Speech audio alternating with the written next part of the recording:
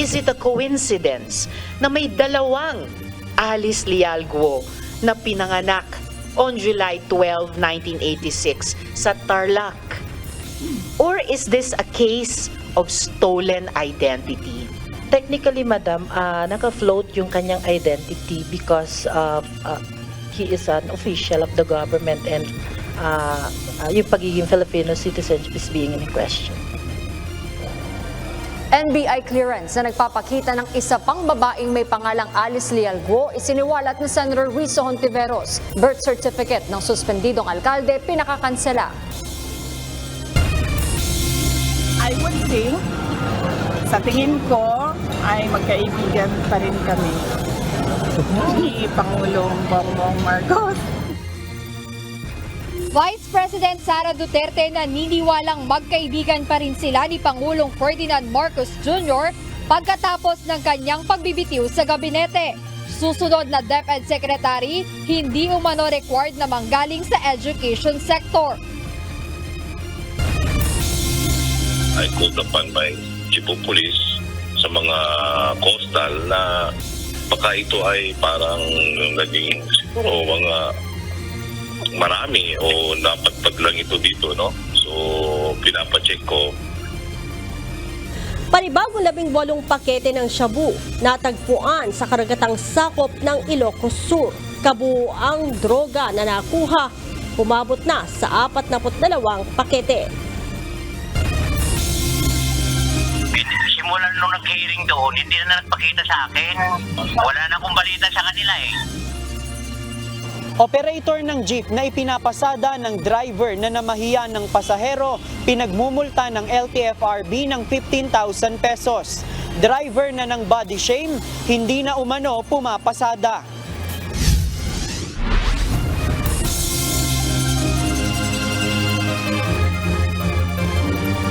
Magandang hapon Pilipinas at sa buong mundo.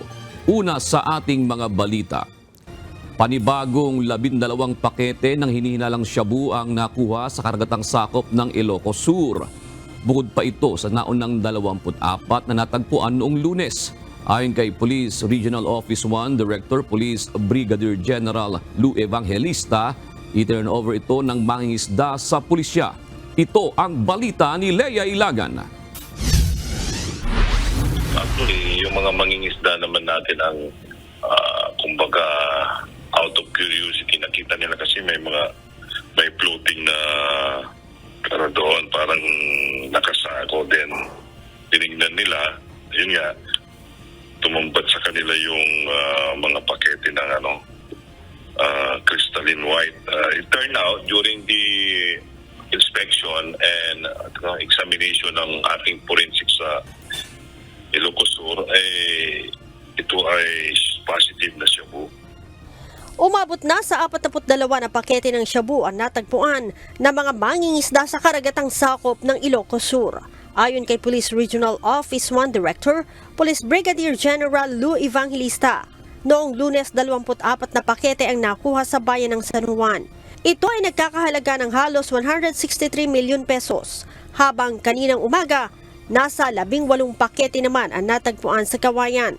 I called upon my chief of police sa mga coastal na baka ito ay parang naging siguro mga marami o napadpad lang ito dito, no? So, pinapacheck ko, interviewin yung mga fisher folks ngayon doon sa mga coastal. Baka may mga napansin sila. They might give us more information. So, yun yung mga naging action natin. And sabi ko, this morning pupunta sila doon sa laot. Baka may mga pang makita sila. 3 team na ng PNP Maritime Group ang nagpapatrolya sa baybayin ng Ilocos upang hanapin sakaling mayroon pang kasamahan ang mga natagpuang floating shabu. Nag-report sa akin actually yung Regional Maritime Unit Commander ko na they started scouring the seawaters. Of course, meron din kami mga Coastal Barangay Information Network na most likely will relay information if there will be such similar occurrences or packs na makikita sa laot. Ipinag-utos na rin ni Brigadier General Evangelista sa mga pulis ang pagsasagawa ng checkpoint sa iba't ibang lugar sa Ilocos upang masigurong hindi sila malulusutan ng mga sindikato ng iligal na droga. So we have that preventive ngayon pero matagal na yung mga borders natin naka-in-place ever since. So this time medyo vigilant lang na mas paigtingin yung mga checkpoints natin. Baka may mahagip tayo kung ano man ang hangarin ng mga ito. Nakabalot sa silver na packaging na may Chinese character ang mga shabu na nakuha sa Ilocos. Malayo ang itsura sa nakumpiska sa Alitagtag, Batangas noong Abril. Leia Ilagan, UNTV, News and Rescue. Diyos ang aming sandigan, serbisyo publiko ang aming pinahahalagahan. Kinilala ni Pangulong Ferdinand Marcos Jr. ang mga lokal na pamahalaan na epektibong nagpapatupad ng mga programa laban sa kagutuman. May apela naman ng Pangulo sa ibang mga LGU sa pagharap sa hamon na ito. Ito ang balita ni Nel Maribuhok. So now I invite all our LGUs to look at these outstanding programs of our nominees, see how and why their programs work, and examine whether you can adopt or improve these further to apply them in your communities. Gayahin ang mga programa at inisyatibo ng mga lokal na pamahalaan na epektibong ipinatutupad ang mga inisyatibo laban sa gutom. Ito ang panawagan ng Pangulo sa ginanap na awarding ceremonies para sa Walang Gutom Awards sa Malacanang kanina. Ayon kay PBBM, 12% ng pamilyang Pilipino o nasa 3 milyong sambahayan ang nakararanas pa rin ng gutom ng isang beses sa nakalipas na 3 buwan noong 2022. Isa naman sa 3 bata ang nakararanas ng pagkabansot dahil sa malnutrisyon. Ayon sa Pangulo, nalalaman ng pamahalaan ang mga hamon na ito at ang potensyal na maaari itong matugunan. At upang tuluyang masolusyonan ang problemang ito ng kagutuman sa bansa, nanawagan si Pangulong Marcos ng pagtutulungan ng bawat isa.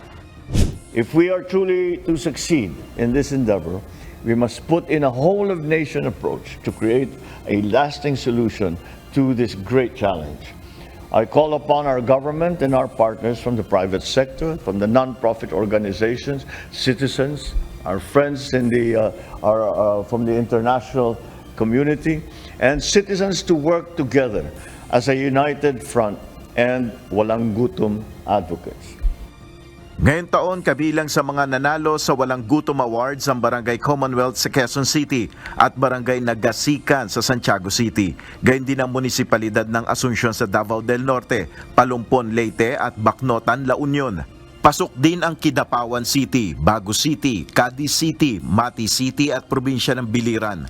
Ang Walang Gutom Awards ay ipinagkakaloob sa mga lokal na pamahalaan na may pinakamahusay na inisyatibo at hakbang ukol sa food security at hamon sa nutrisyon.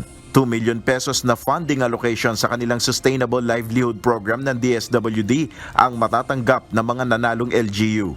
Nel Maribuhok, UNTV News and Rescue. Diyos ang aming sandigan, serbisyo publiko ang aming pinahalagahan. Sinimulan na ng Philippine National Police ang paglalatag ng plano para sa ipatutupad na seguridad sa darating na 2025 midterm elections sa bansa. Ayon kay PNP Chief Police General Romel Francisco Marbil, paiigtingin nila ang pagbabantay sa mga checkpoint at gagawin nilang puspusan ang mga police operations sa iba't ibang mga lugar. Sa pamamagitan nito, umaasa ang PNP na malalansag ang mga iligal na armas, private armed groups at mga sindikato ng iligal na droga. Magpapakalat din sila ng mga dagdag na pulis para tutukan ang mga lugar na mapapabilang sa election areas of concern.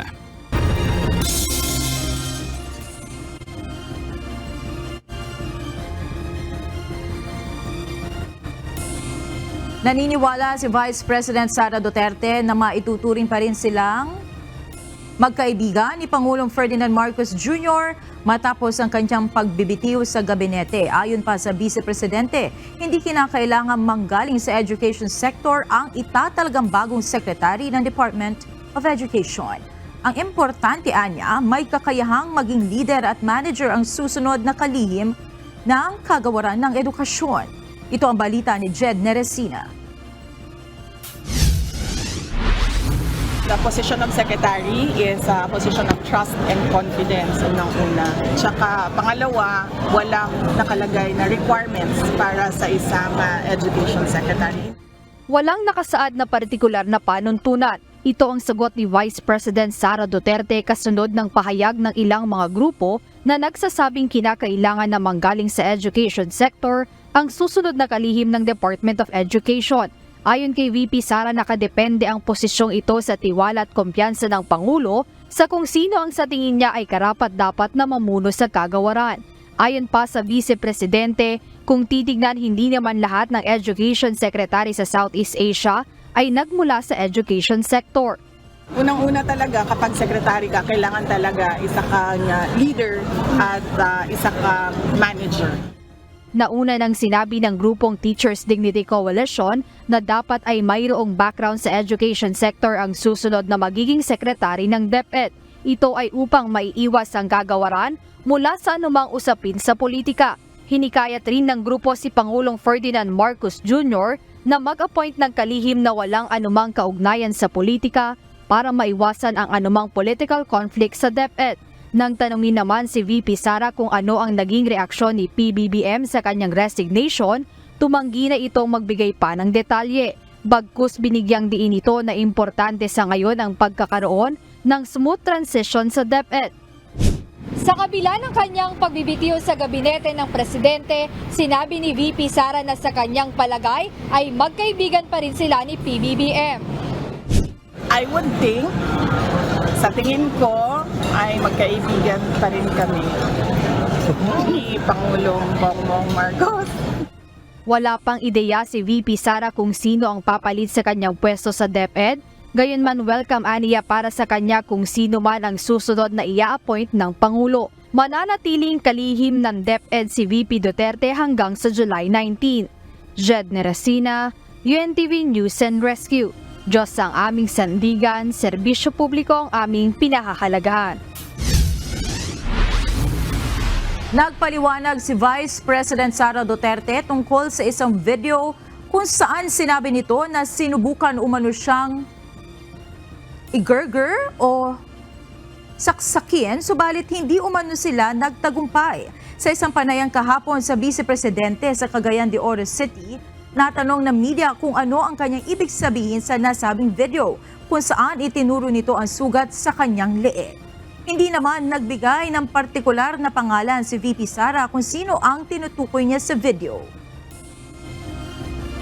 Hindi naman na siguro kailangan i-interpret yun, very straightforward yun. Tinanong ako kung ano yung sugat na nasa leeg ko at sinabi ko na sinubukan nila ako igurgur pero hindi sila nagtagumpay. Sino ba yun sila, VP? Silang lahat.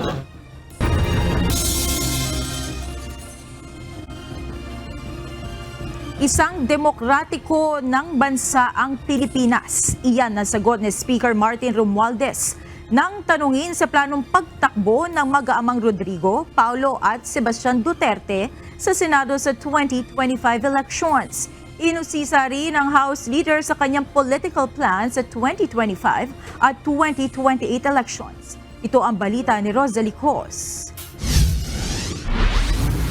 Well, it's a democratic nation that we live in, so any Filipino has the right, provided that they have the proper qualifications to seek for higher office. Matipid ang sagot ni House Speaker Martin Romualdez ang tanungin sa planong pagtakbo ng mag-aamang Duterte sa Senado sa 2025 elections. Mismo si Vice President Sara Duterte ang naghayag na tatakbong senador, ang ama nitong si dating Pangulong Rodrigo Duterte. Kapatid na si Davao City 1st District Representative Paulo Pulong Duterte at Davao City Mayor Sebastian Baste Duterte. Ayon sa liderato ng Kamara, may karapatan ang sinumang Pilipino na kumandidato basta pasok ito sa kwalipikasyong itinakda ng batas. Ito ay dahil demokratikong bansa ang Pilipinas. Ginawa nito ang pahayag ng pangunahan ng groundbreaking ceremony ng 13-story hemodialysis building sa National Kidney for Transplant Institute o NKTI sa Quezon City. Ang Makabayan Bloc lawmakers naman, tinuliksa ang political plans ng Duterte family na anilay malinaw na political dynasty. Giit ng mga ito, dapat harapin na lang ni dating Pangulong Rodrigo Duterte ang mga reklamong kinakaharap kabilang na ng mga biktimang humihingi ng hustisya dahil sa madugong anti-drug war ng kanyang administrasyon. Samantala, tinanong din si Speaker Romualdez sa plano nito sa halalan 2025 at maging sa 2028. Siguro mananatili muna ako sa first district ng Leyte and I'll just do my work kasi marami pang kailangan itatapos ko dyan sa first district ng About 2028, sir. matagal pa yun. Kasabay nito, tiniyak ng Speaker na ipapasa nila sa Kamara ang mga nalalabing prioridad na panukala ng Legislative Executive Development Advisory Council bago pa man matapos ang 2024. Rosa Licoz, UNTV News and Rescue. Diyos ang aming sandigan, serbisyo publiko ang aming pinahahalagahan. 3 pulis Maynila ang binabantayan ngayon ng Philippine National Police o PNP dahil sa umunoy pag-escort sa Chinese businessman. Bumuo naman ang grupo ang PNP Integrity Monitoring and Enforcement Group o IMEG para mag-monitor ng mga pulis na nagmumoonlighting. Ito ang balita ni Lea Ilagan. Bumuo na kami ng mga team actually para mag-monitor sa mga casino, sa mga restaurant, sa mga public places na pwedeng puntahan ng mga VIP na may kasama ng authorized na security escorts. Nakakalat na ang mga tauhan ng Philippine National Police Integrity Monitoring and Enforcement Group sa mga mamahaling restaurant, casino, high-end malls at iba pa. Sila ang nagmumonitor sa mga pulis na nagmumoonlighting o sumasideline sa pamamagitan ng iligal na pagbabantay sa mga VIP. Meron na kaming pinapasama sa Highway Patrol Group kasi nag-checkpoint sila dyan sa may EDSA. Nagpa-prepare kami ng team na kung tatawagin nila para isama ang IMEG, naka-ready yung team natin. Kasi tulad nung mga nag-escort na motorsiklo, hinaharang ng Highway Patrol yan eh. Kinumpirma din ni IMEG Director, Police Brigadier General Warren De Leon, na 3 pulis Maynila ang minamanmanan ngayon dahil sa ulat na iligal na nagbabantay sa Chinese businessman. May natanggap kami ng report, mga 3 na nag-escort daw sa mga Chinese businessmen na nasa palagi daw sa hotel. Mga nakasibilyan daw, nakatambay sa smoking area, doon lang. So nung pinuntahan ng mga kasamahan natin yon, wala na raw doon. Pati yung mga security guard tanong na kinonfirm nila na dati daw yung mga ganong tao nandoon, pero ngayon wala na.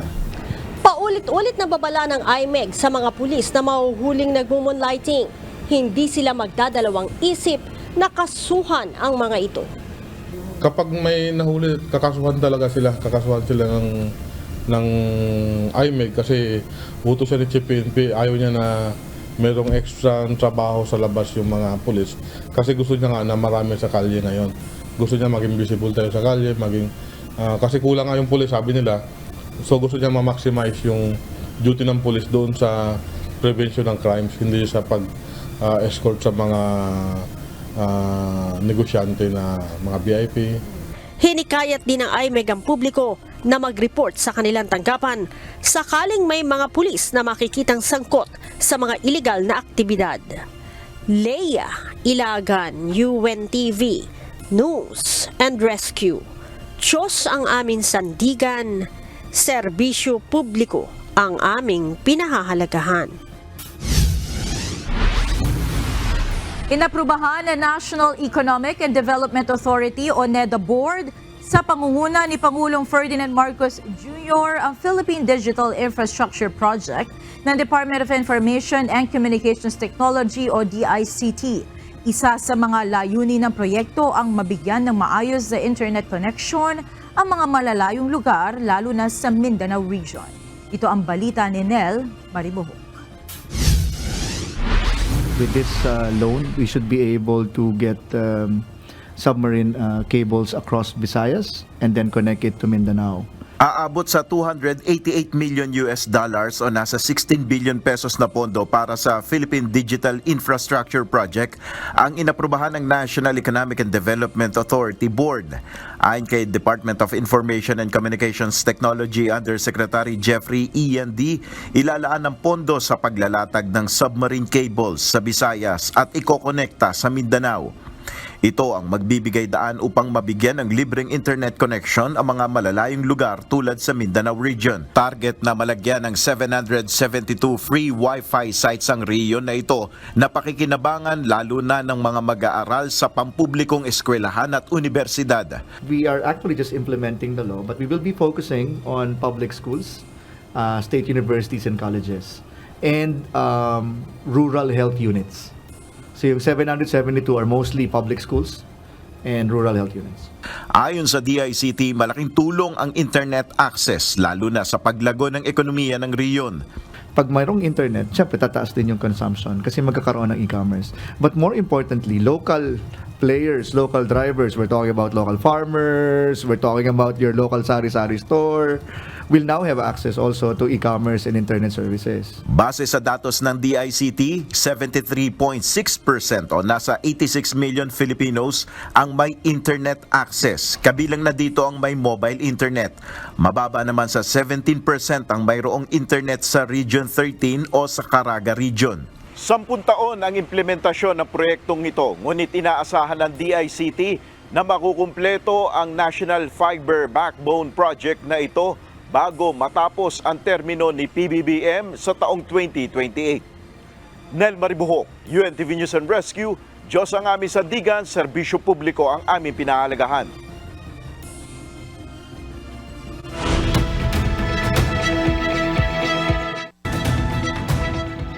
Tuluyan nang nakalaya si Julian Assange matapos mag-plead ng guilty sa US court sa kasong espionage.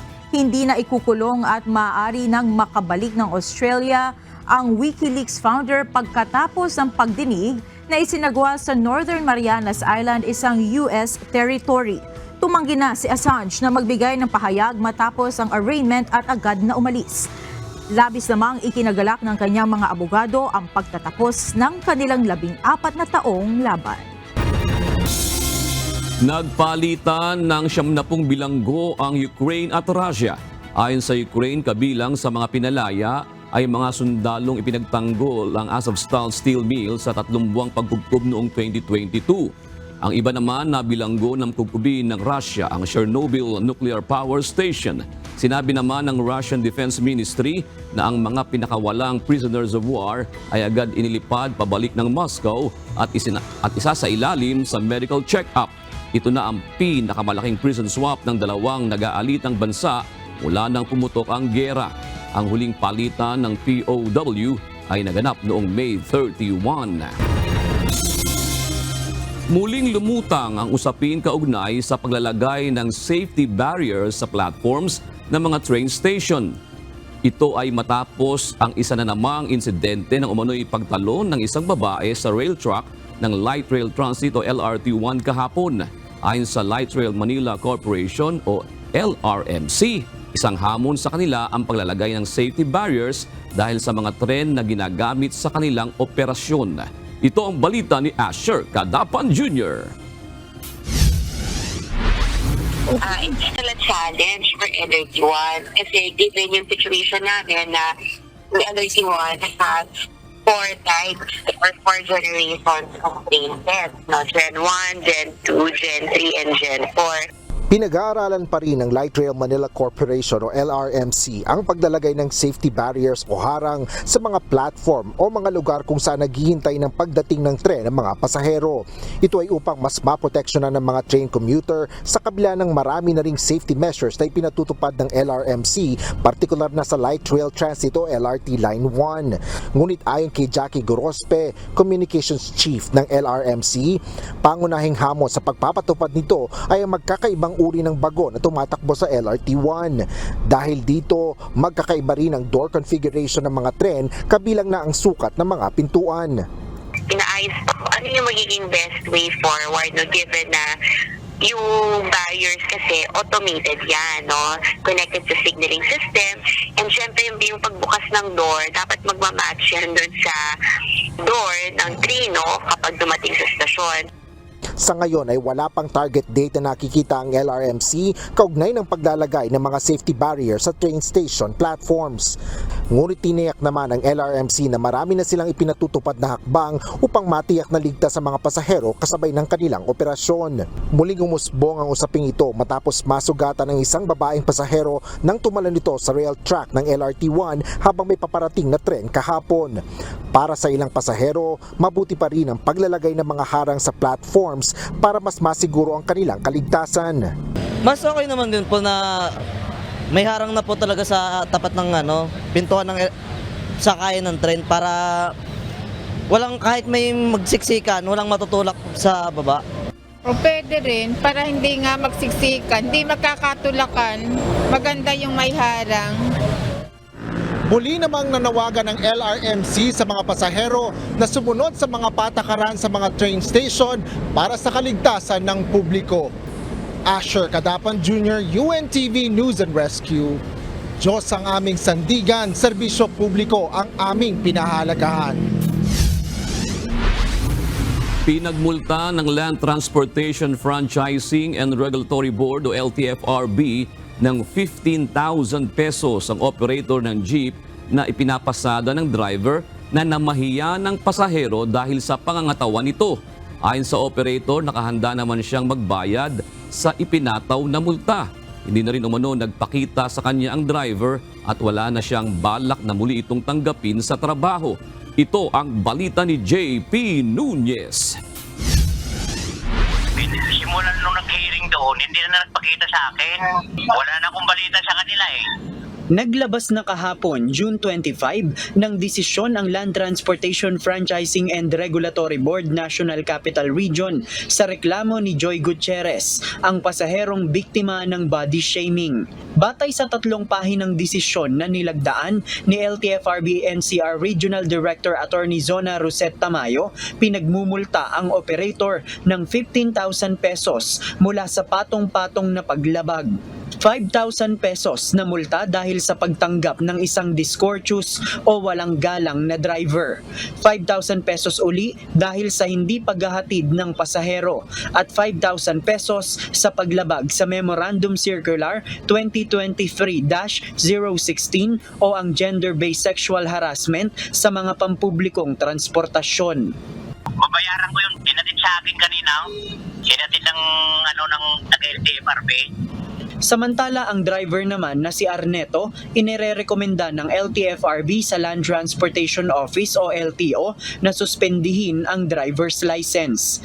Nakitaan ng paglabag sa batas ang driver at asawa nitong konduktor dahil sa pagsasabi ng hindi kanais-nais na mga salita sa kanilang pasahero. Hindi na umano pumapasada ang driver na si Arneto palisan. Ayon sa operator, kung sakaling babalik si Arneto sa kanya, hindi na niya ito tatanggapin dahil meron na rin itong mga bad record. Susuriin na rin anya ng operator ang mga irerekomendang driver sa kanya bago payagang pumasada upang maiwasan ang kaparehong insidente. Hindi na. Hindi rin magandang record niya sa akin. Matagal din sa akin yun. Kaya lang, parang hindi rin magandang record niya dito yung pagdadrive sa akin eh. The number you have dialed is now unattended. Please try your call later. Sinusubukan nating tawagan yung contact number na ibinigay mismo ni Joy Gutierrez, yung biktima ng body shaming, para malaman yung kanyang reaksyon dun sa naging desisyon ng LTFRB. Pero hanggang sa ngayon ay hindi pa siya sumasagot. Pero dun sa text message na ipinadala natin sa kanya kanina, nag-reply siya at sinabi niyang natanggap na niya ngayong June 26 yung desisyon ng LTFRB at babasahin niya muna ito kung ano yung nilalaman ng desisyon. JP Nunez, UNTV, News and Rescue. Diyos ang aming sandigan, serbisyo publiko ang aming pinahahalagahan. No show si suspended Banban Tarlac Mayor Alice Guo sa pagpapatuloy ng pagdinig ng Senado ngayong araw. Isiniwalat naman ng isang mambabatas ang isa pang Alice Guo na kapareho ng kaarawan ng alkalde pero magkaibang mukha. Itinanggi naman ng alkalde ng Porac, Pampanga at ng isang senador ang mga paratang na konektado umano sila sa ni-raid na Pogo Hub. Ito ang balita ni Harleen Delgado live. Magandang gabi, Harleen. Bakit wala si Mayor Guo sa pagdinig at ano itong panibagong aligasyon sa kanyang pagkatao? June, batay nga sa liham na ipinadala ni suspended Mayor Alice Guo sa Senado, sinabi nito na nakaapekto na umano sa kanyang physical at mental health ang stress na dala ng mga umano'y malisyosong akusasyon laban sa kanya.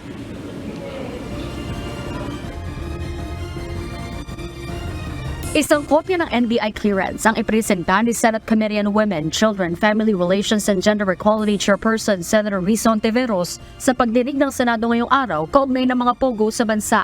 Dito makikita ang larawan ng isang babae na kapangalan ni suspended Bambantarlac Mayor Alice Guo. Magkapareho ang spelling ng kanilang buong pangalan na Alice Leal Guo, maging ang birthday ni Mayor Guo na July 12, 1986 at lugar ng kapanganakan na probinsya ng Tarlac. Kaya tanong ng senadora, nagkataon lang ba na may dalawang Alice Guo? Is it a coincidence na may dalawang Alice Leal Guo na pinanganak on July 12, 1986 sa Tarlac? Or is this a case of stolen identity? Sino po ang babaeng ito na may pangalang Alice Leal Guo pero hindi kamukha ni Mayor? Nasaan na po siya ngayon? Bakit kailangan ni Guo Haping nakawin ang pagkatao ni Ms. Alice Leal Guo kung meron na siyang validly issued investor's visa na papahintulutan siyang mamalagi dito? Ayon sa National Bureau of Investigation o NBI Central Luzon, hindi pa nila makumpirma kung nagkaroon ng glitch sa kanilang database, ngunit posibleng ibang individual ang kapangalan ni Mayor Guo. Baka ibang tao talaga yan, ma'am, hindi sa sistema ang may problema. Dahil siya ang nag-appear dyan, i-presume natin na siya mismo, yung nasa picture, yan yung nagpunta sa office. Ang mas maganda, ma'am, ma-determine natin dahil yung fingerprint, magkakaiba talaga yan para ma-determine natin whether or not yung tao na yan at saka yung si Mayor ay magkaiba.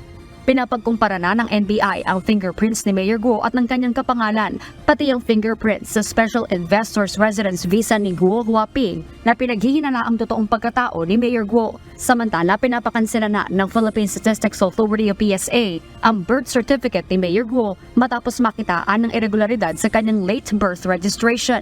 Inendorso na ito ng PSA sa Office of the Solicitor General dahil walaan na silang kapangyarihan na magkansela ng Certificate of Live Birth.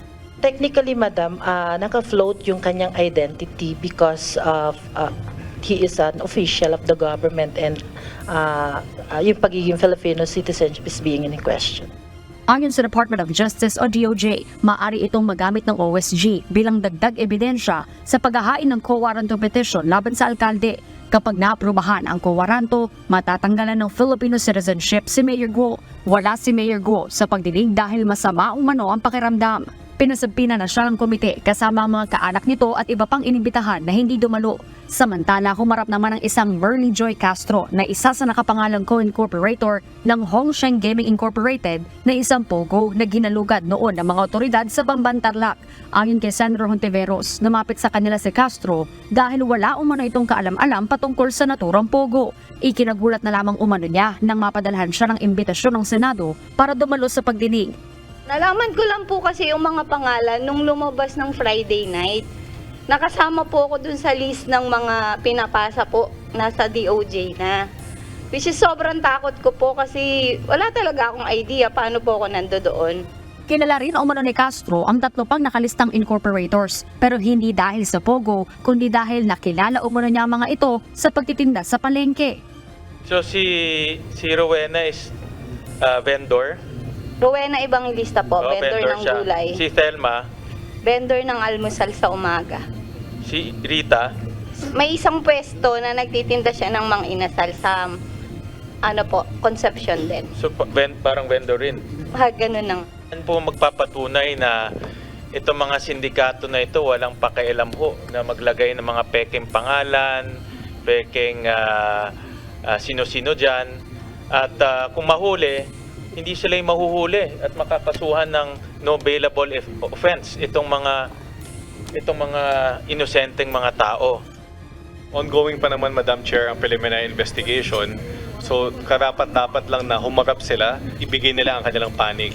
So ito ang mga sinasabi nila at sana dapat mapatunayan nila yan at hopefully ma-convince nila ang prosecutor na hindi siya isama doon sa dadalhin sa korte. Pinasusuri na ni Senator Hontiveros sa Bureau of Internal Revenue kung kaninong tax identification number ang nakasulat kay Castro batay sa dokumento ng Securities and Exchange Commission. Tinalakay din ng komite ang sinalakay na Pogo Hub sa Porac, Pampanga. Dito itinanggi ni Senator Lito Lapid na tubong Pampanga ang mga alegasyong sangkot o mano siya sa operasyon ng Pogo sa Porac. Dahil itong isang vlogger dito, laging inuugnay po yung pangalan ko dito sa 10 hektaryang kinatatayuan ng Pogo. Kaya po ako naghahamon dito. Kung ako napatunayan nilang kasali ako dyan, pwede ako mag-resign bilang senador. Dahil hindi ko po papayagan na masisira ang pangalan ko rito. 3 taon ako naging vice governor ng Pampanga, 3 terms ako governor ng Pampanga, paging 3 terms na rin po ako bilang senador. Tinataya ko po ang pangalan ko rito. Humarap din si Porac Mayor Jaime Capil at pinabulaanan din na siya ang nagmamay-ari ng lupa kung saan ipinatayo ang Porac Pogo Hub. Pati po ako sinasabi niya na ako ang may-ari at may 50 million na bahay po ako doon. I categorically deny that. Hindi po tayo ang may-ari ng lupa doon po sa kinatatayuan ng Lucky South ng Pogo po. June, sa pagtatapos nga nung pagdinig kanina, binantaan naman ni Senator Hontiveros si suspended Mayor Guo at sinabi na kapag hindi ito tumugon sa subpoena ay papatawan siya ng contempt at ibig sabihin yan, June, pagkatapos ay idedetene siya dito sa Senado. Samantala, June, kinumpirma din ng Presidential Anti-Organized Crime Commission o PAOC na bukas matutuloy na yung kanilang pagsasampa ng mga reklamong kidnapping and serious physical injuries laban sa mga sangkot sa illegal na operasyon ng Pogo sa Porac, Pampanga. At siya munang update mula rito sa Senado, balik sa iyo, June. Para sa Harleen, para sa isang objektibong pag-alam sa katotohanan, natanong ba sa Philippine Statistics Authority na kung meron bang kaso sa kanilang ahensya na pareho ang pangalan, parehong-pareho ang apelyido, middle name at ipinanganak ng parehong date at ipinanganak sa parehong lugar? Meron bang ganong kaso? June, dun sa pagsusuri ng PSA kanina, batay dun sa kanilang investigasyon, lumalabas na irregular yung naging registration sa late birth registration ni suspended Mayor Guo dahil may mga irregularities na nakita dun mismo sa mga information na ibinigay ng kanyang ama na apparently na nag-apply noong birth certificate niya sa PSA o dating National Statistics Office o NSO at nakita nila na merong negative certificate na inilabas yung dating NSO. Yung negative list ng certificate, June, ibig sabihin, nilalabas yun para mapatunay na walang multiple o duplicate na birth certificate na na-file na kaparehas noong taon na yon. Merong ganun, June, na nakita yung PSA pero napansin nila na inilabas na yon pagkatapos na mag-apply noong birth certificate ni Mayor Guo na baliktad kung pagbabatayan yung tamang proseso sa pagpa-file ng birth certificate na late birth registration, dapat mauuna muna yung negative certificate bago yung bago sila maka-apply noong late birth certificate. So aside doon, June, yun lang yung nakita nilang proof of document. Wala na silang ibang nakitang supporting documents na hinihingi para sa isang late birth registration. Kaya nagdeklara na yung PSA na may irregularities yung sa birth certificate ni Mayor Guo at in-endorse na nga nila sa PSA or rather sa Office of the Solicitor General na kanselahin na yung kanyang birth certificate, June. Harleen, meron bang indikasyon ang si Senador Risa Hontiveros na maaaring lang ilabas yung isang Alice Leal Guo diyan sa Senado sa susunod na pagdinig? June, walang specific na confirmation si Senator Hontiveros kung naimbitahan na yung isa pang Alice Leal Guo o patatawag siya rather sa susunod na pagdinig. Pero sinubukan kasi June ng National Bureau of Investigation na within the time period sana kanina nung hearing ay ma-confirm yung fingerprints na pinagbubunggo nila doon sa dalawang Alice Leal Guo at doon sa Guo hopping naman mula sa Board of Investments. Pero hindi umabot June dahil ongoing pa yung kanilang verification process. So yan yung antabayanan natin June kung sa susunod na pagdinig ay kasama itong Alice Leal Guo na nakita ni Senator Hontiveros mula sa NBI clearance June. Sa isang resource person na sinasabi mo kanina, yung kasama doon sa incorporator ng isang kumpanya ng Pogo, bukod sa kanya, meron pa bang mga ganong kaso rin na inilahad si Senator Hontiveros?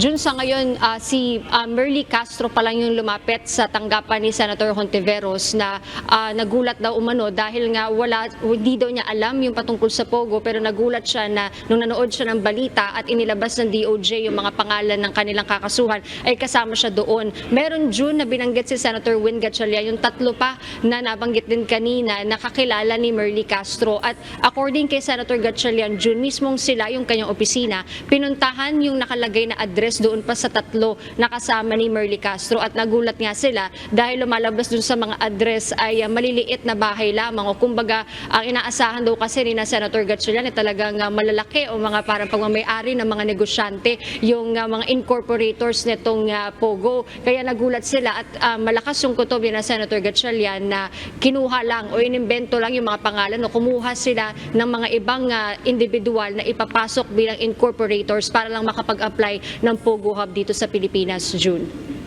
Naklaro ba kanina, Harleen, yung sinasabi yung isang araw ni Senator Gatchalian na ang isang LGU o isang mayor ay merong kapangyarihan na bisitahin ng isang Pogo Hub halimbawa sa pamamagitan ng pag-inspect ng fire, parang ganon. Kasi sinasabi sa isang pag-iimbestiga ng provincial government ng Pampanga, sinasabi ni Mayor Capil na wala siyang kapangyarihan o visiting power doon sa Pogo unless merong reklamo, Harleen.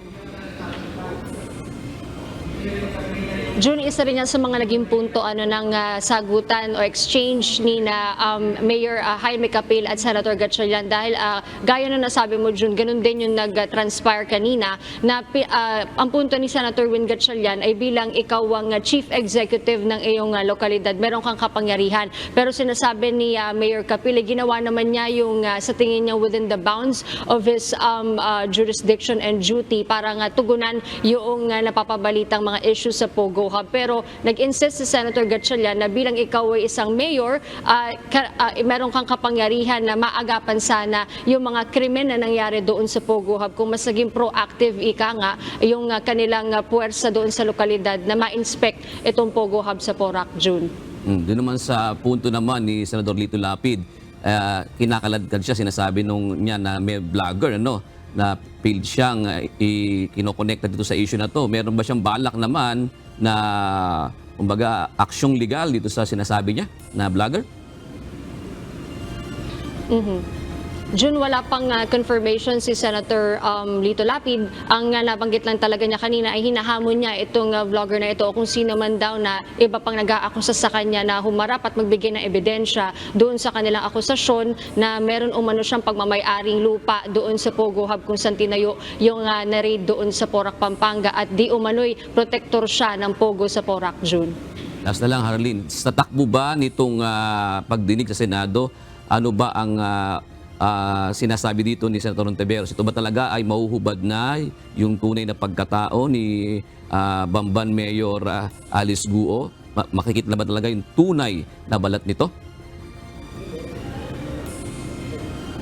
June, ang malinaw sa ngayon dahil suspended pa lang yung hearing ay magpapatawag pa ng isa pang pagdinig sa Senator Hontiveros sa Senate Committee on Women kaugnay ng mga illegal activities na napabalita sa mga Pogo Hub. Ang sinasabi niya, June, sa susunod na pagdinig ang kanilang bibigyang sentro ay yung di umano'y links ni Mayor Guo doon sa mga criminal syndicates mula China at maging mga di umano'y protektor ng malalaking personalidad dito sa Pilipinas. At yan ang aabangan natin, June, kung sa sa susunod na pagdinig ba ay papangalanan na itong mga allegedly protector ng Pogo Hub kaya hindi ito mapasara at malakas yung mga kapit nila sa mga local government unit, June. Maraming salamat, Harleen Delgado, nag-uulat ng live mula sa Senado. Walang epekto sa kinakaharap na reklamo ni suspended Banban Tarlac Mayor Alice Guo kapag nakansela ang kanyang birth certificate. Sisikapin din ng Department of Justice na magkaroon ng precautionary hold departure order laban sa nasuspinding alkalde. Ito ang balita ni Dante Amento. Sa tingin ko naman po, hindi naman ma-apekto yung complaint sa kanya, no? Dahil that's a completely different issue. Bukod na isyu ang pagpapakansila sa birth certificate ni suspended Bamban Tarlac Mayor Alice Guo sa kinakaharap nitong reklamo. Nilinaw ng Department of Justice o DOJ na ang planong pagkansila ay maaaring magbukas pa ng panibagong reklamo kay Guo at iba pang individual. Nakakaapekto din sa kredibilidad gaya ng Philippine Statistics Authority o PSA kapag mapatutunayang peke ang live birth certificate ng alkalde. It might open up a new case dahil malalaman talaga natin na peke yung in-issue sa kanya na birth certificate. Samantala, dahil may immigration lookout bulletin order na laban kay Guo at iba pang sinasabing kasabwat nito sa Pogo operations upang mamonitor ang kanilang posibleng paglabas ng bansa, sisikapin naman ng DOJ na magkakaroon ng precautionary hold departure order laban sa nasuspinding alkalde. Yung PHDO or yung precautionary hold departure order, yun ang nagpapa-hold talaga ng isang individual dito sa Pilipinas at hindi na siya makakaalis. So we hope na after yung issuance ng ILBO, magkakaroon na rin ng PHDO para mapilitan ang mga respondent sa kaso na humarap sa korte. Noong nakaraang linggo, sinampahan ng reklamo sa DOJ si Guo at iba pang personalidad kaugnay ng umano'y pagkakasangkot nila sa iligal na Pogo. Dante Amento, UNTV, News and Rescue. Diyos ang aming sandigan, serbisyo publiko ang aming pinahahalagahan. Sa iba pang balita, inihayag ng Department of Justice o DOJ na ang naging hatol ng korte sa kaso ni dating Senador Laila de Lima ay patunay lamang na gumagana ng maayos ang takbo ng hustisya sa bansa, partikular sa ilalim ng Administrasyong Marcos. Dagdag pa ng kagawaran na iginagalang nila ang kinalabasan ng hatol o pag-absuelto ng hukuman sa dating mambabatas. Patunay din anya ito sa pagiging independent ng ating hudikatura. Never tayo nagbigay ng direksyon kung saan natin gustong papuntahin ang hearing at kung ano dapat ang kinalabasan ng court case, no? And this only shows that the respect between the branches of government exists and is emphasized again during this time, no? Pero nilinaw ng DOJ na hindi nila pakikialaman kung ano ang susunod na hakbang ng panel of prosecutors. Bagamat aminado ang DOJ na maaari lamang iapila ang acquittal kapag may grave abuse of discretion sa parte ng korte o huwes o kaya walang jurisdiksyon sa kaso.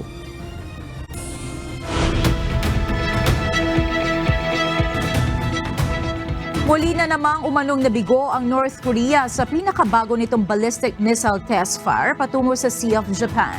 Ayon sa South Korea, sumabog ito sa ere ilang sandali lamang matapos i-launch malapit sa kabisera na Pyongyang. Agad kinundena ng Estados Unidos at Japan ang missile test at iginiit na isa itong paglabag sa maraming UN Security Council resolutions.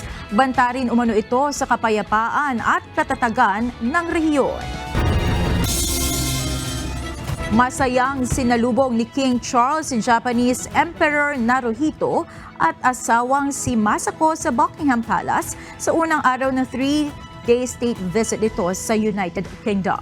Isang marangyang banquet o salo-salo ang inihanda ng hari para sa kanila bilang selebrasyon ng economic, diplomatic at cultural ties ng dalawang bansa. Sinabi ni King Charles na patuloy na magtutulungan ng UK at Japan para sa mas matatag na ugnayan para sa mga susunod na henerasyon.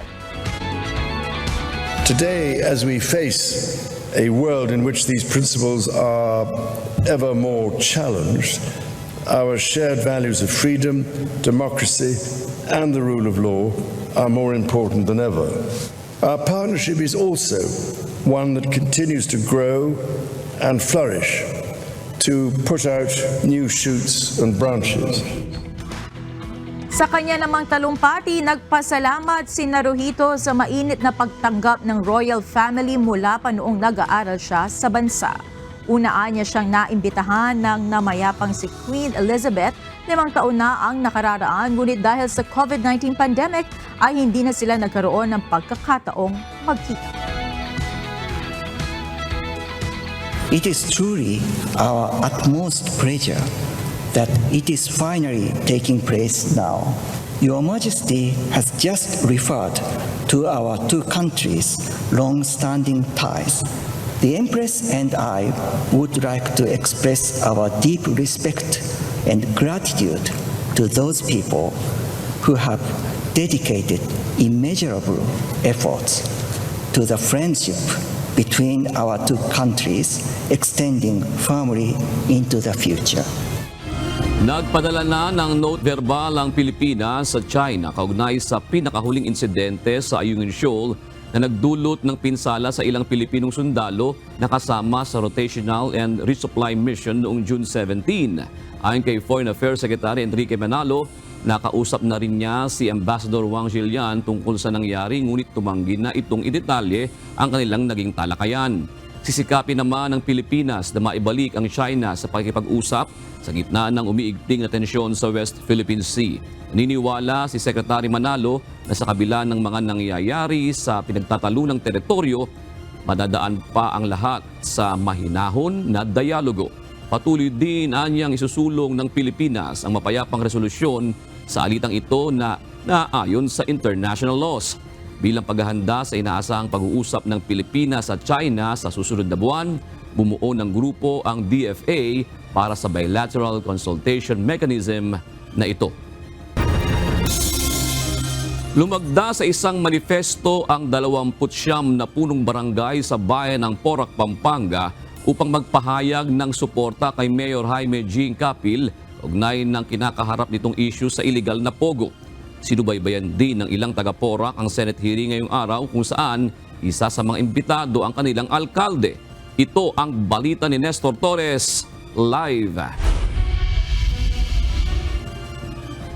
May pabengi, Nestor. Ano ba ang naging sentimento ng mga kapitan at mga taga-riyan sa Porac, Pampanga tungkol sa umano'y pagkakadawit ng kanilang mayor sa illegal na pogo? Magandang hapon, June. Ayon sa ilang mga barangay chairman dito, walang kinalaman o hindi protektor ng Pogo Hub sa Porac, Pampanga itong si Mayor Jing Capil. At hindi rin sila papayag na umabot pa na masuspinde ang nasabing alkalde. Manifesto of support for our Porac Local Executive Mayor Jaime Yenson Capil, Mayor Jing Repogo Crisis. Ito ang tema ng pinagkasunduan sa manifesto na napagkasunduan ng 29 na barangay chairman.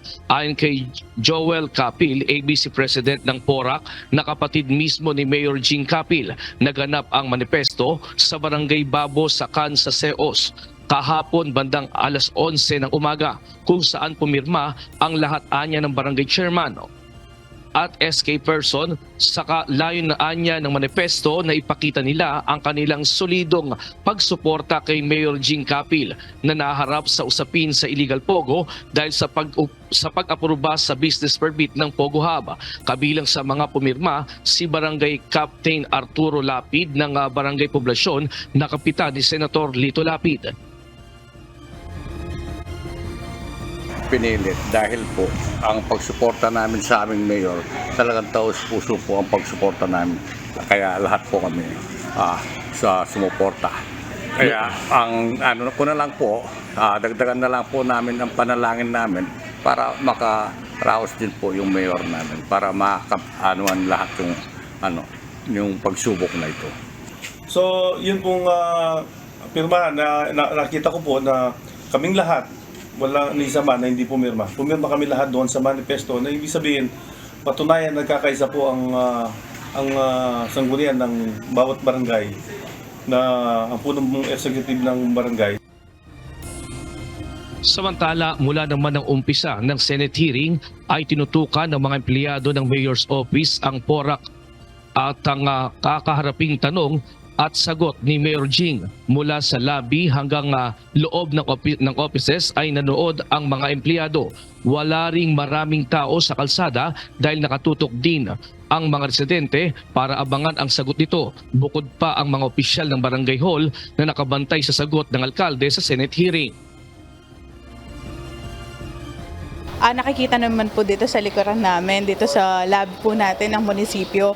So naka-play po ngayon yung live Senate hearing ni Mayor Jing Capil, and talaga naman pong kami na mga empleyado dito sa munisipyo sinushow po talaga namin yung support namin sa kanya kasi pinaninindigan din po namin yung liderato niya na matino, mahusay at may takot sa Diyos na panunungkulan ni Mayor.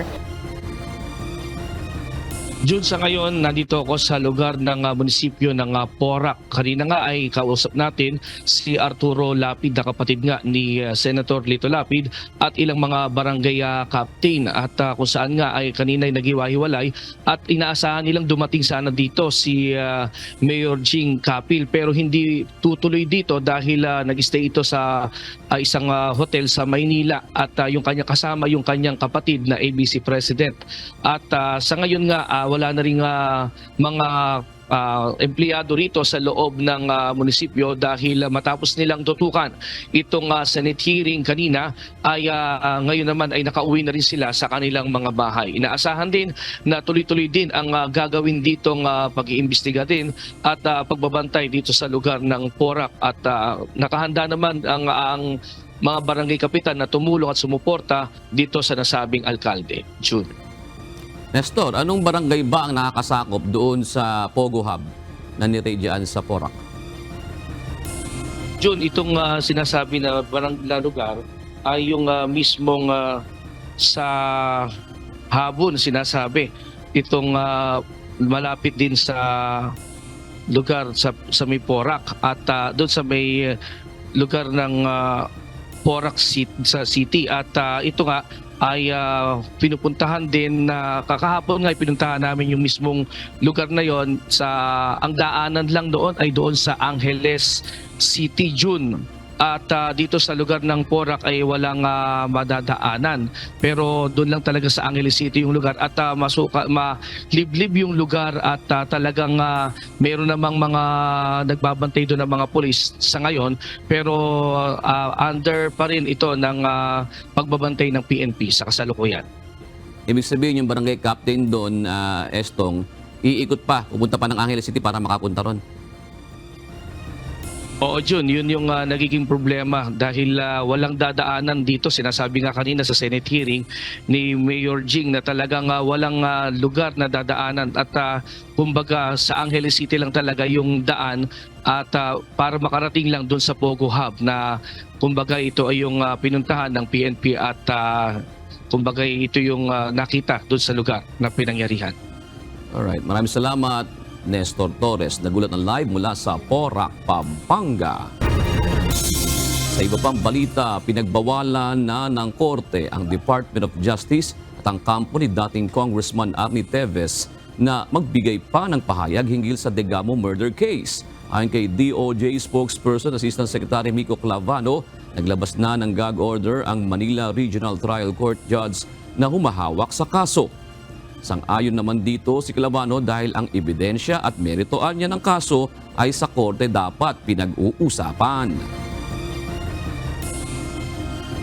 Hindi na dapat tayo magsasalita sa social media, sa mainstream media, sa kung saan-saan pa, mga group chats and whatnot. Pero ang labanan talaga dapat ay on the legal side of things, which is in court. Ang nag-issue po ng ay yung judge natin dito sa Pilipinas. So we are not allowed anymore to mention or discuss matters that go into the merits of the case. So ang sa amin lang, we trust and we respect that decision dahil alam naman natin na ang tamang proseso ay dumaan talaga sa korte lahat. Naharap sa kasong murder si Teves na itinuturong utak ng pamamaslang kay Governor Roel Degamo noong Marso ng nakaraang taon. Nasa Timor-Leste si Teves at sumasailalim sa extradition proceedings sa Gunay ng kahilingan ng pamahalaan ng Pilipinas na maibalik ito sa bansa upang sumailalim sa paglilitis. Isinagawa ngayong araw ang groundbreaking ceremony ng pinakamalaking hemodialysis center sa bansa. Matatagpuan ito sa compound ng National Kidney Transplant Institute o NKTI sa Quezon City.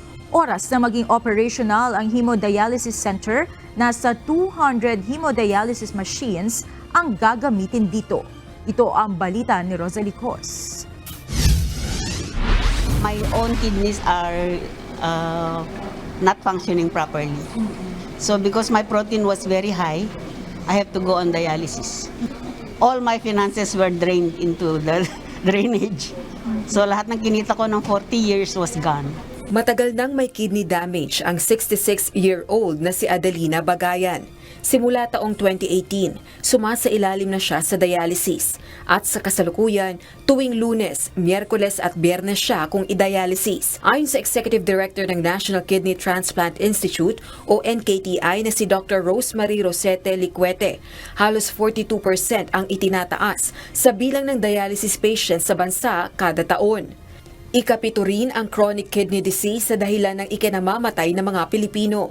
Mahigit 100,000 rin ang mga pasyenteng dinadialysis sa NKTI sa kasalukuyan at iba-iba ang mga dahilan nito. Dumating na tayo sa 50 to 70 age, and especially now with our lifestyle na maraming may diabetes at mga hypertension.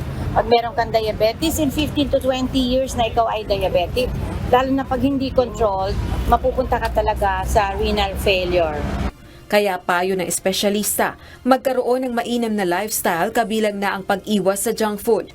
Huwag sobra sa pagkain ng matatamis at mamantikang mga pagkain. Ugaliin din ang regular check-up sa blood sugar at blood pressure. So lifestyle can easily be changed. Start tayo sa mga kabataan. Malaki naman ang maitutulong ng hemodialysis building na itatayo sa compound ng NKTI sa Quezon City. 13 palapag ito na maglalaman ng 200 dialysis machines. Ngayong araw, isinagawa ang groundbreaking ceremony ng pasilidad. The hemodialysis building will not only provide state-of-the-art facilities but will also serve as a beacon and hope and healing for those in need. Bukod naman sa Mega Hemodialysis Center, may iba pang ipatatayong specialty centers ang pamahalaan. Marami talaga naghahanap ng tamang treatment at atensyon. So, napaka maganda itong mga developments. At lahat ito matatapos sa termino ng ating mahal na President Ferdinand R. Marcos. Ito pong vision at ito talaga ang legacy projects niya. Laking pasasalamat naman ng mga pasyente gaya ni Nanay Adelina sa tulong sa kanila ng pamahalaan. Physically masakit, at the same time, masakit din sa bulsa. So, I thank the government for helping us. Rosalie Cos, UNTV News and Rescue. Diyos ang aming sandigan, serbisyo publiko ang aming pinahahalagahan.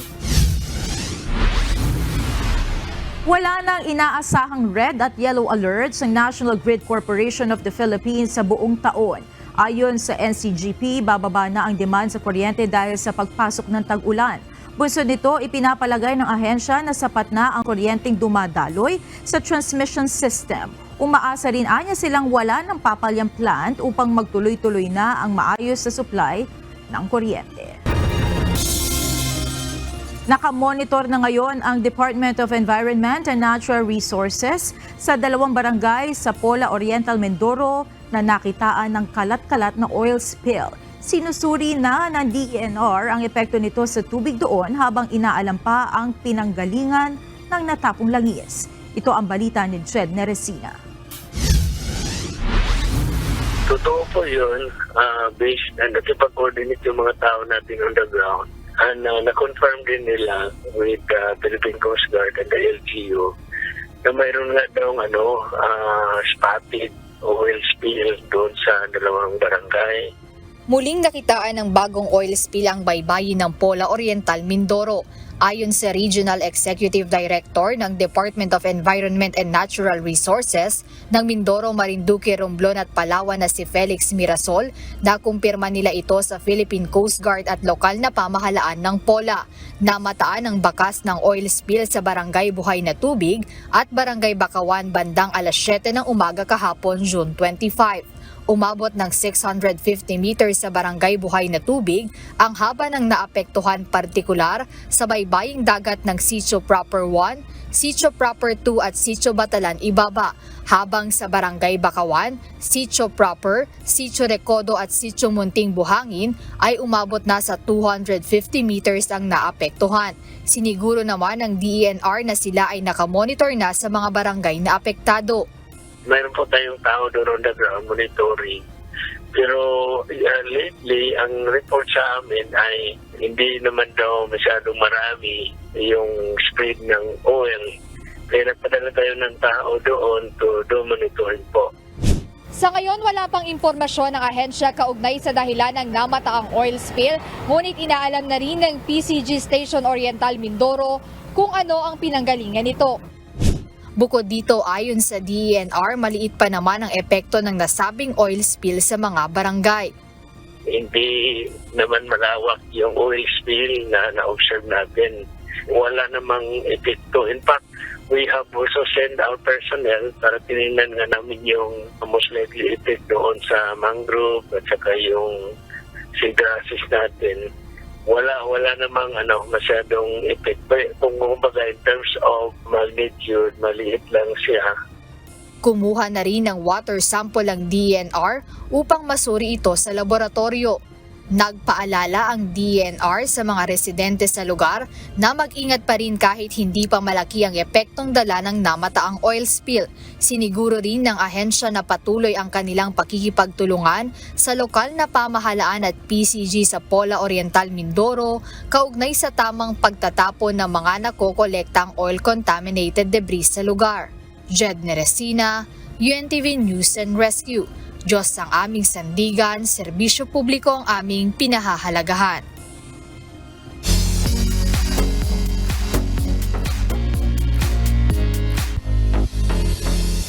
Matutunghayan sa darating na linggo, June 30, ang ika-13 edisyon ng Wish Date Concert na hatid ng Wish 1075 at KDR Music House. Kaya puspusan na ang paghahanda ng mga bibidang artist sa kanilang pagsalang sa live acting. Looking forward naman ang mga aktor na magkaroon muli ng proyekto kasama ang Wish 1075 at KDR Music House dahil sa pagiging maalaga at maasikaso nito sa set habang ginagawa ang mga nakakaantig na eksena. Ito ang balita ni Gladys Duwag.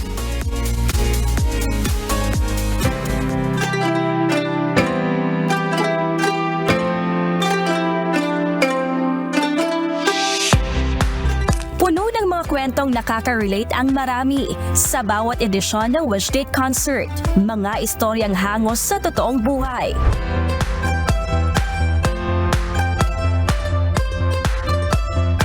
At sa darating na linggo, isang kapanapanabik na kwento ang ihahatid na naman sa atin ng Wish 1075 at KDR Music House. Ang Wish Date Send My Love. Kabilang sa mga laging highlight at inaabangan ng mga wishers sa short film ay ang live acting on stage ng mga bida. Kaya sa pagkakataong ito, puspusan na ang ginagawang paghahanda ng mga Wish Date artists, lalo't bago ito para sa kanila. Mula sa pagkabisa ng kanilang linya hanggang sa pag-internalize ng roles sa bawat eksena para bigyang buhay ang kanilang karakter. The job that I have now, which is, being an actress, I always want to give my best. Nanginginig ako every time I think about it kasi sobra po yung stage fright ko. I mean, like, the way I'm speaking right now, hindi nyo po mahalata. Pero pagdating sa stage, oh my goodness, sobra yung kaba ko. My heart feels like it's gonna beat out of my chest and wala, it's something that I'm not very used to. Of course, I will push myself to do my very best. Ayon kay Mark Ian Garcia, ito ang kanyang first acting project at lalong first live acting assignment. kaya halong kaba at excitement ang kanyang nararamdaman. Ang ginagawa ko, more on review ako ng scripts, nanonood ako ng mga stories, mga palabas na mapaghuhugutan ko rin, tinitignan ko. Pinanood ko rin yung Unexpected, yung naunang Wish Date. Sabi ko para malaman ko kung paano yung nangyayari, ano kayang pwede ko pang gawin, ano pa kayang pwede kong pag-aralan. So, effort din talaga. So, ayan, kaya sobrang excited. Challenge, kaya mas nakakaano ng adrenaline na mas pag-usayan pa kasi challenging siya. Samantala, hindi pa man nailalabas ang ika-13 edisyon ng Wish Date Concert.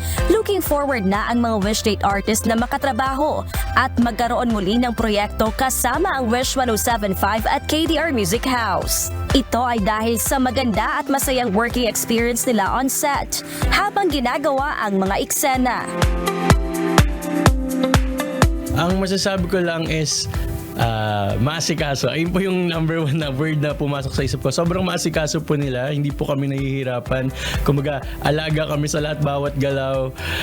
Kumbaga, eto na, tatayo na lang kami doon. Gagawin na lang namin yung trabaho namin. Okay na. Napaka on time, napaka organized, mga tao, very kind, and sobrang bait lahat ng grupo. Kaya nakakamiss talaga na last day na namin ngayon, last day na natin ngayon, pero I'm looking forward na makagawa pa ako ng maraming project dito sa Wish, UNTV family. Yeah. Para sa mga aktor, isang magandang pagkakataon na maging bahagi ng Wish Date dahil sa kakaibang konsepto nito na ikwento ang storya ng mga tao sa pamamagitan ng musika at pag-arte. Masaya. It's always a happy set. Natutuwa po ako na, people's stories are not just through music but through, acting as well. We get to show that to them. So, masaya. Ang 13th edition ng Wish Date Concert ay gaganapin na at mapapanood ng live ngayong June 30 sa The Big Dome. Gladys Tawabi, UNTV News and Rescue. Diyos ang aming sandigan, serbisyo publiko ang aming pinahahalagahan.